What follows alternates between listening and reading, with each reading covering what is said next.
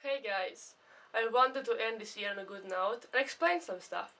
First, I didn't finish my project, and I'm not sad about it.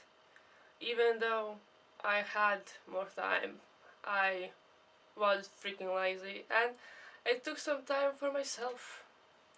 Anyways, I'm not sad about it because I did more than I ever have. I mean, I did my school stuff and I finished 3 videos.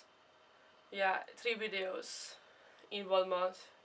4 if you're including this. So I'm kind of proud of myself. myself. Okay, oh god, it's hard to speak. Yeah.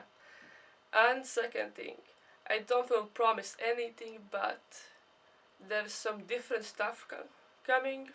Yeah.